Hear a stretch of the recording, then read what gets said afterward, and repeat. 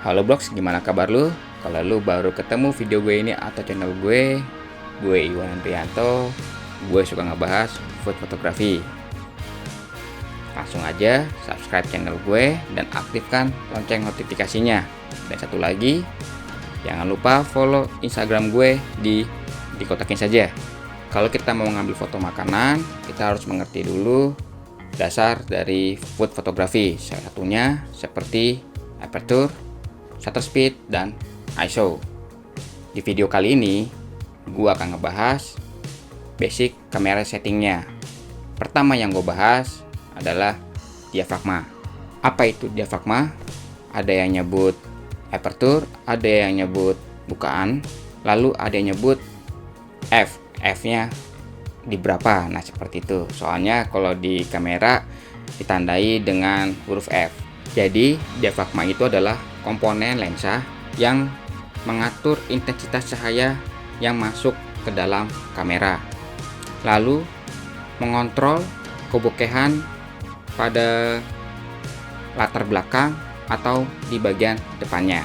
Makin besar diafragma yang dipakai, seperti kalau di kamera ditandai dengan angka yang kecil seperti f1.8, berarti makin banyak cahaya yang masuk ke dalam kamera, dan itu membuat foto menjadi terang dan makin bokeh pada latar background atau depannya. Kalau menggunakan diafragma yang kecil, nah ditandai dengan angka yang besar seperti f7,1, berarti cahaya yang masuk ke dalam kamera itu semakin sedikit dan bokeh pada latar background atau depannya itu akan semakin hilang.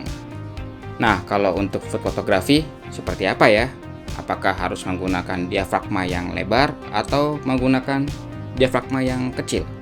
Gue akan bahas beberapa foto dengan diafragma yang berbeda, tapi dengan jarak lensa ke objek yang sama. Foto yang pertama nih, gue ambil menggunakan f1.8. Area fokusnya jadi tipis atau sedikit ya. Bagian background dan foregroundnya atau depan pun jadi blur banget. Makanannya malah jadi terkesan banyak blur. Buat foto makanan atau foto produk ini kurang oke. Jadi produknya nggak begitu jelas. Nah sekarang foto yang kedua ya. Gue ambil menggunakan f2,8. Area fokusnya makin lebar ya. Bagian background dan foregroundnya pun ya masih ngeblur, masih enak. Lalu, nah ini foto ketiga. Gue ambil menggunakan f6,3. Area fokusnya makin lebar lagi dan makin luas. Satu kue ini jadi fokus. Blur di bagian background pun semakin hilang. Kalau kita ingin menghasilkan foto dengan background yang ngeblur, berarti kita harus menggunakan diafragma yang lebar. Kalau buat gue, diafragma yang lebar dan aman itu minimal di f2,8. Fokusnya juga cukup lebar dan blurnya juga dapat. Dan gue fokuskan ke area yang kalau orang lihat foto gue di daerah itu. Pakai komposisi rule of third ya, biar lebih jos lagi. Jangan sampai ketika orang lain melihat foto kita, yang dilihat pertama malah di bagian blurnya.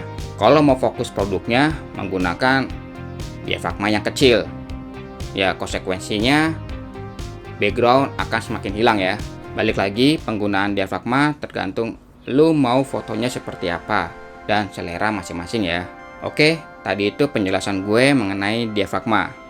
Kalau lu suka materi video ini, kasih like lu, lalu share ke teman-teman lu, jangan pelit ilmu, dan subscribe channel gue.